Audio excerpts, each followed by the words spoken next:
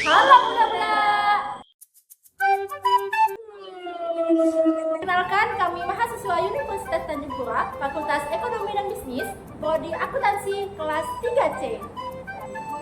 Tugas ini kami buat untuk memenuhi tugas UAS mata kuliah Manajemen Keuangan yang diampu oleh dosen yang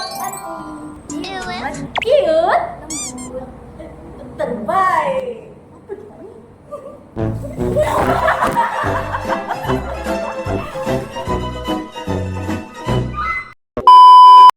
Oke, sebelum kita masuk ke pembahasan, akan lebih baik jika kita saling berkenalan. Alfia Sakinah dengan NIM B10312311105.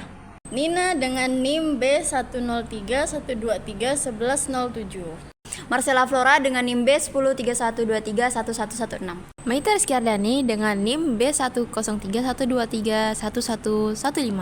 Siti Zakiyah dengan NIM B10312311146. Kali ini kita akan membahas mengenai analisis laporan keuangan PT Bukit Asam selama 5 tahun terakhir yang meliputi rasio solvabilitas, rasio likuiditas, rasio profitabilitas, dan rasio penilaian atau nilai pasar. Rasio likuiditas digunakan untuk mengukur kemampuan perusahaan dalam memenuhi kewajiban jangka pendeknya, itu utang dan biaya lainnya, dengan menggunakan aset lancar yang dimilikinya. Pada tahun 2019, rasio lancar dari PT Bukit Asam yaitu 2,49 dan rasio cepatnya sebesar 2,19, dan angka ini berada di atas 1, yang berarti menunjukkan bahwa perusahaan memiliki cukup aset lancar untuk memenuhi kewajiban lancarnya. Rasio solvabilitas adalah rasio yang menunjukkan kemampuan perusahaan dalam membayar hutang yang dimilikinya. Nah, rasio solvabilitas ini dibagi menjadi 3, yaitu rasio hutang yang pertama. Nah, pada tahun 2019, rasio hutang dari PT Bukit Asam yaitu 0,29, dan angka ini dapat dikategorikan sebagai baik, yaitu 0,29 itu kurang dari 1, yang berarti jumlah hutang tidak melebihi jumlah aset dan resiko keuangannya rendah. Yang kedua yaitu rasio kelipatan pembayaran bunga. Nah, pada tahun 2019, PT Bukit Asam memiliki rasio kelipatan pembayaran bunga sebesar 102,64. Hal ini berarti perusahaan mampu membayar utangnya yang belum lunas. Yang ketiga yaitu rasio cakupan beban tetap. Rasio ini adalah rasio keuangan yang mengukur kemampuan perusahaan untuk membayar semua biaya tetap atau beban tetapnya dengan laba sebelum pajak dan beban bunga. Pada tahun 2019, PT Bukit Asam memiliki rasio cakupan beban tetap sebesar 1,6 kali. Nah, hal ini menunjukkan bahwa perusahaan memiliki pendapatan operasi yang cukup untuk menutupi beban tetap termasuk pembayaran bunga, sewa, dan kewajiban lainnya.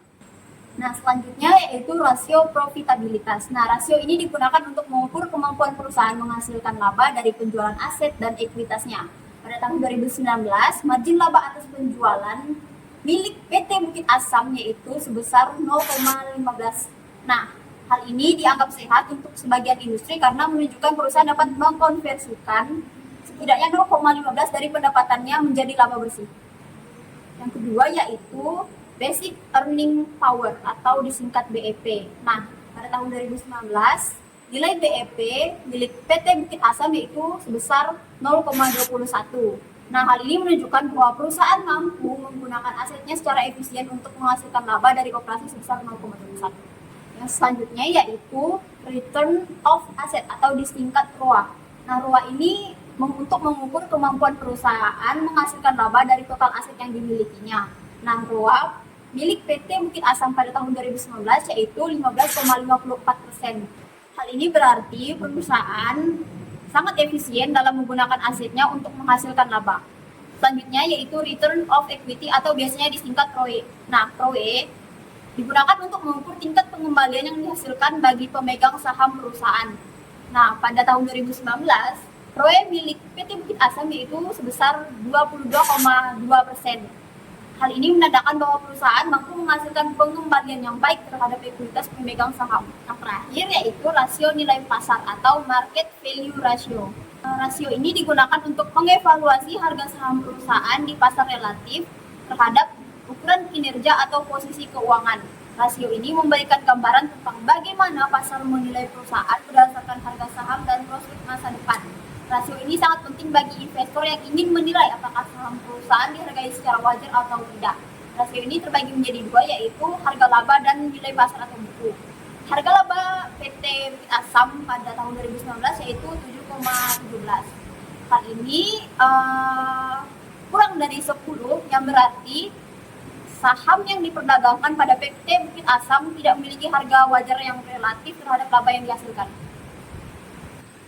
Selanjutnya yaitu rasio nilai pasar atau buku.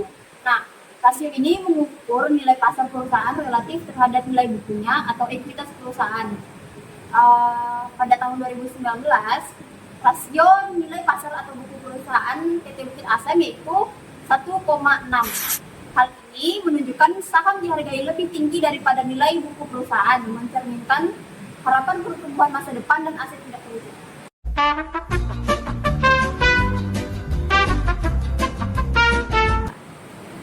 Oke, baik, selanjutnya ialah laporan keuangan PT Bukit Asam pada tahun 2020. Yang pertama ialah rasio likuiditas yang mencakup rasio lancar dan rasio tetap.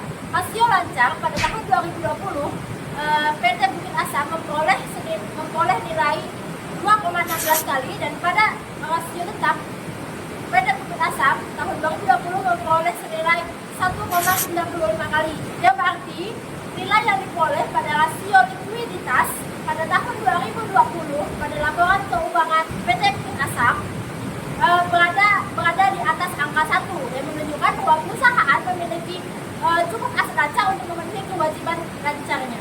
Baik, selanjutnya ialah rasio solvabilitas yang mencakup tentang rasio hutang, rasio kelipatan pembayaran bunga, dan rasio cakupan beban tetap.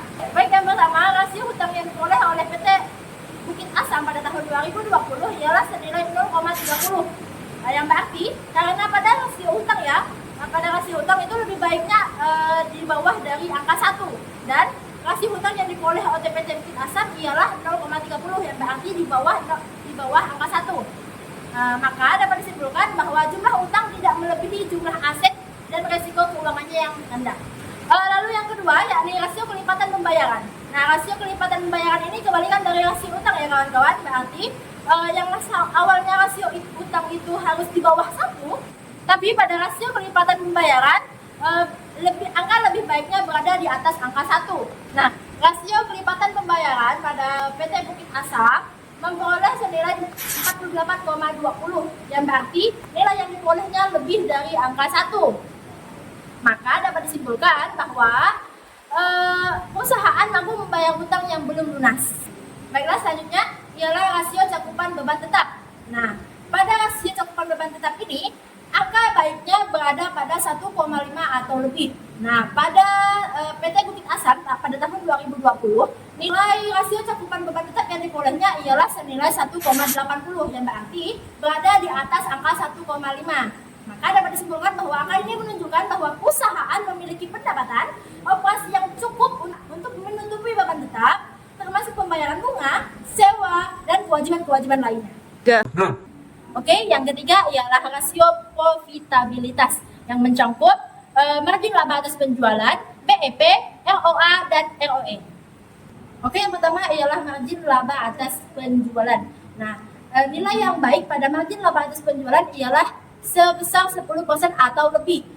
Nah, sedangkan margin laba atas penjualan pada perusahaan Bukit Asam yang memperoleh nilai sebanyak 0,09, yang berarti nilai tersebut berada pada di bawah dari 10%. Nah, hal tersebut dapat simpulkan bahwa margin laba atas penjualan tersebut dianggap kurang sehat untuk sebagian besar industri. Oke, selanjutnya ialah Basic Earning Power atau BEP. Nah, BEP ini nilai terbaiknya jika mencapai angka 10%. Dan Basic Earning Power atau BEP pada perusahaan Bukit Asam memperoleh senilai 0,13 atau kisaran 13%. Nah, berarti dapat disimpulkan bahwa perusahaan tersebut berada pada angka di atas 10% dan mampu menggunakan asetnya secara efisien dan menghasilkan laba dari operasi. Oke, selanjutnya ialah return on debt. Oke, selanjutnya ialah ROA. Nah, ROA sendiri memiliki angka terbaiknya yakni kisaran 5-10%.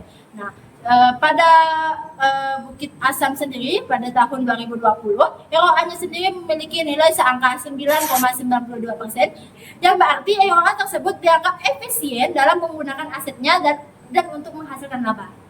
Nah, selanjutnya ialah ROE. Nah, ROE sendiri memiliki angka terbaiknya ialah pada kisaran 10%. Nah, pada ROE pada perusahaan Bukit Asam pada tahun 2020 memiliki angka senilai 14,09%, yang berarti angka tersebut berada di atas 10%. Nah, artinya dapat disimpulkan bahwa ROE tersebut, perusahaan tersebut dapat dianggap sehat, menandakan bahwa perusahaan tersebut mampu menghasilkan pengembalian yang baik terhadap ekuitas pemegang saham. Nah, sampailah kita pada rasio yang terakhir, yakni rasio penilaian atau nilai pasar yang mencakup harga laba dan juga nilai pasar atau buku. Nah, angka yang baik pada harga laba sendiri yakni 10-15, dan harga laba yang diperoleh oleh perusahaan Bukit Asam pada tahun 2020 dengan nilai 13,19. Dengan angka tersebut, berarti saham perusahaan diperdagangkan dengan harga yang wajar relatif terhadap laba yang dihasilkan. Lalu yang terakhir ialah nilai pasar atau buku. Nah, nilai pasar sendiri, nilai minimal yang baik ialah pada kisaran 1-3. Nah, nilai pasar atau buku yang diperoleh oleh PT Bukit Asam tahun 2020 memperoleh angka sekisar 1,8, yang berarti bahwa PT Bukit Asam itu menunjukkan saham dihargai lebih tinggi daripada nilai buku perusahaan dan mencerminkan harapan pertumbuhan masa depan atau aset yang tidak berwujud.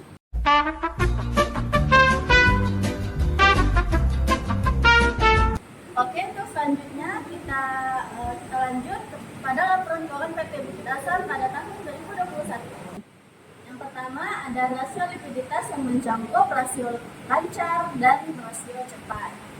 Oke, untuk rasio lancarnya ada laporan keuangan PT Bukit Asam senilai 2,43, yang berarti nilainya di atas 1, yang menunjukkan bahwa perusahaan memiliki cukup aset lancar untuk memenuhi kewajiban lancarnya. Oke, selanjutnya ada rasio cepat yang pada laporan keuangan PT Bukit Asam pada tahun 2021 menunjukkan pada nilai 2,27, yang berarti nilainya di atas 1, menunjukkan bahwa perusahaan memiliki cukup aset liquid atau tempat persediaan untuk memenuhi kewajiban lancar. Oke, next kita ke rasio solvabilitas yang memiliki 3 rasio, yaitu yang pertama ada rasio utang, yang kedua ada rasio cakupan beban tetap, dan terakhir adalah rasio kelipatan pembayaran. Yang pertama ada rasio utang yang pada laporan keuangan PT Bukit Asam senilai 0,33. Hal ini menunjukkan bahwa jumlah utang tidak melebihi jumlah aset dan risiko keuangannya yang rendah. Oke, next yang kedua adalah rasio kelipatan pembayaran bunga yang menunjukkan pada nilai 93,92. Kelipatan pembayaran bunga baiknya lebih dari 1, dan hal ini menunjukkan bahwa PT Bukit Asam mampu membayar utang yang belum lunas. Selanjutnya yang ketiga ada rasio cakupan beban tetap.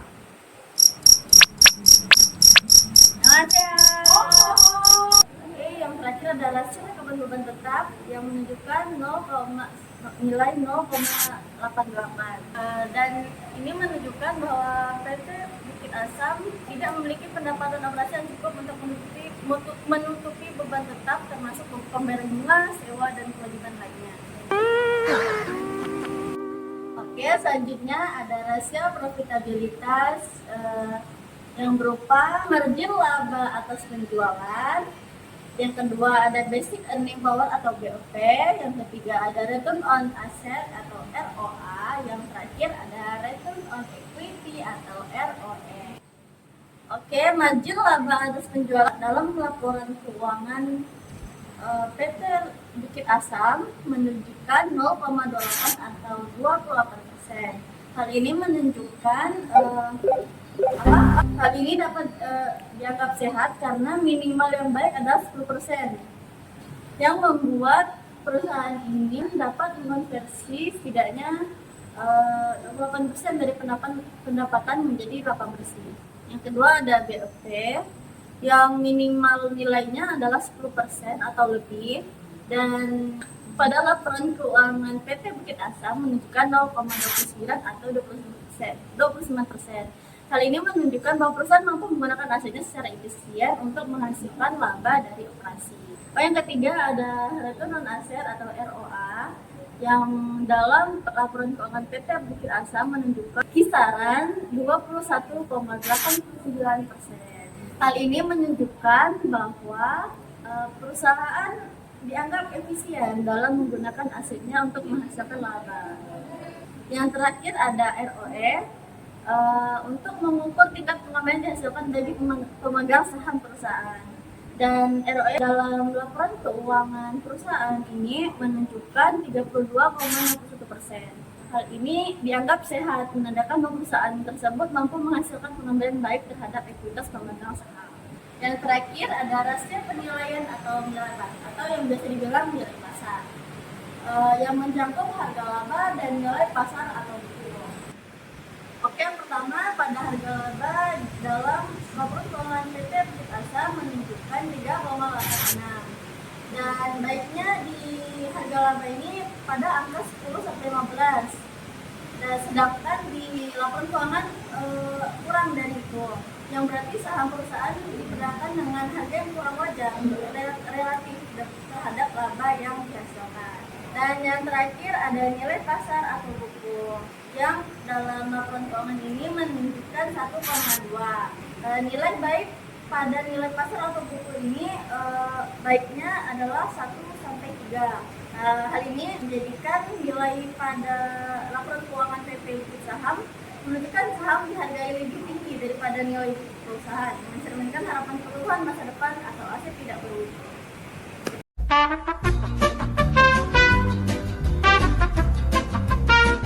Selanjutnya saya akan menerangkan hasil dari perhitungan rasio PT Bukit Asam pada tahun 2022, di mana rasio lancarnya sendiri itu senilai 2,28 kali, yang menunjukkan bahwa PT Bukit Asam memenuhi kewajiban lancarnya. Lalu untuk rasio cepatnya yaitu senilai 1,92, yang menunjukkan bahwa perusahaan ini memiliki cukup aset yang cukup liquid untuk memenuhi kewajiban lancarnya. Lalu untuk rasio solvabilitas pada PT Bukit Asam terdapat diantaranya ada rasio hutang, rasio kelipatan pembayaran, dan rasio cakupan beban tetap. Untuk rasio hutangnya sendiri senilai 0,36 atau 36%, yang berarti kurang dari 1, yang artinya jumlah utang tidak melebihi jumlah aset dan resiko keuangannya rendah. Lalu untuk rasio kelipatan pembayaran bunganya senilai 115,65, yang berarti lebih dari 1, menunjukkan bahwa perusahaan mampu membayar hutangnya yang belum lunas. Yang terakhir ada rasio cakupan beban tetap, hasilnya adalah 1,36, yang artinya berada di bawah 1,5, menunjukkan bahwa perusahaan memiliki pendapatan operasi yang kurang untuk menutupi beban tetapnya, yang diantaranya ada pembayaran bunga, sewa, dan kewajiban lain. Untuk rasio selanjutnya itu ada rasio profitabilitas atau utang, terdiri dari margin laba atas penjualan yang hasilnya itu 40% atau lebih di atas 10%, yang menunjukkan bahwa perusahaan ini sehat untuk sebagian besar industri. Lalu ada BEP atau Basic Earning Power yang senilai 36%, yang sudah mencapai 10% juga, menunjukkan bahwa perusahaan mampu menggunakan asetnya secara efisien. Lalu ada ROA atau Return on Asset senilai 27,71%, yang dimana baiknya suatu perusahaan itu ada di kisaran 5 hingga 10 yang dianggap efisien, berarti ROA-nya efisien. Lalu ada ROE atau Return on Equity senilai 43,45%, menunjukkan juga di atas 10%, berarti perusahaan mampu menghasilkan pengembalian yang baik terhadap ekuitas pemegang sahamnya. Yang terakhir ada rasio penilaian atau nilai pasar, yang terdiri dari dua rumus, yaitu harga laba yang rumusnya itu harga per saham dibagi laba saham biasa, yang menunjukkan hasilnya 3,37, berada di bawah angka 10 hingga 15, yang berarti saham perusahaannya yang diperdagangkan itu adalah harga yang kurang relatif wajar terhadap laba yang dihasilkan. Lalu ada nilai pasar atau buku senilai 1,47. Nilai pasar ini menunjukkan nilai 1 yang berarti baik, menunjukkan saham dihargai lebih tinggi daripada nilai buku perusahaan.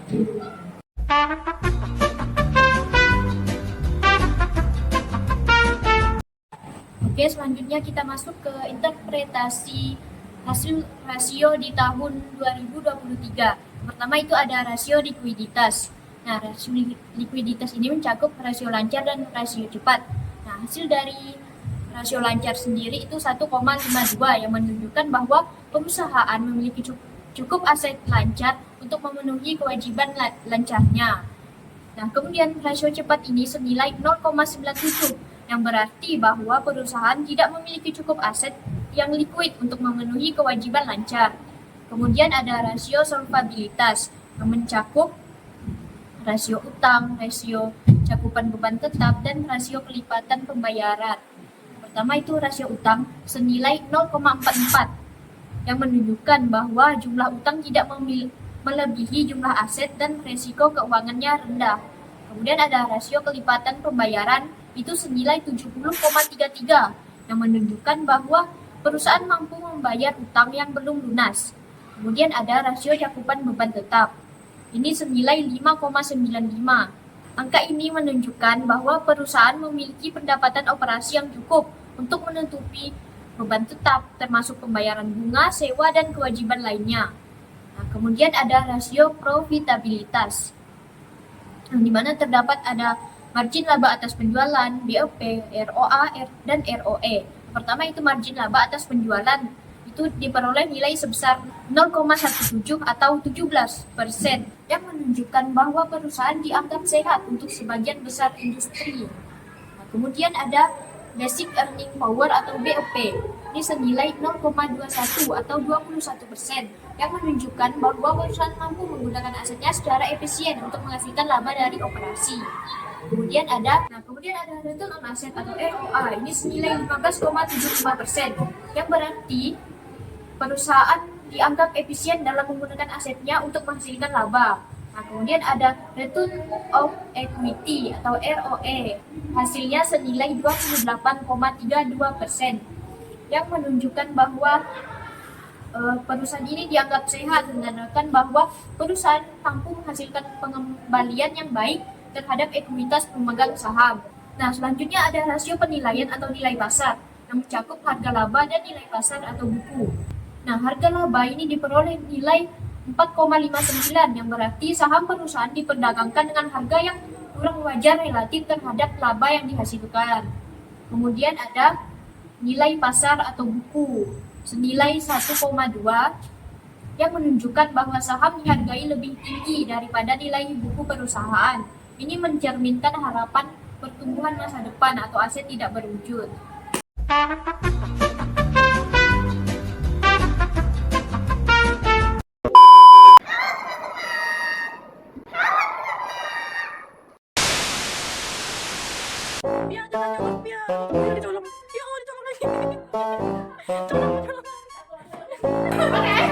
Guys, assalamualaikum warahmatullahi wabarakatuh. Halo guys.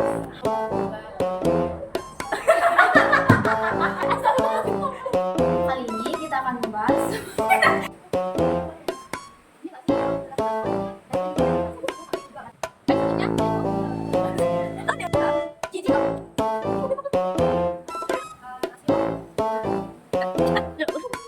Temboknya lebih ada orang. dari angka 1. Maka dapat disimpulkan bahwa perusahaan mampu membayar utang yang belum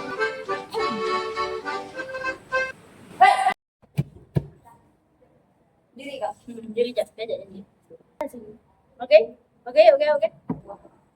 Lumpang ya. Berdiri ya, berdiri. What the dog doing? Nin, agak sana Nin. Raul. Enggak, weh. Jangan lupa like, share, subscribe. Jangan lupa like, share, subscribe di channel YouTube kami. Sampai jumpa.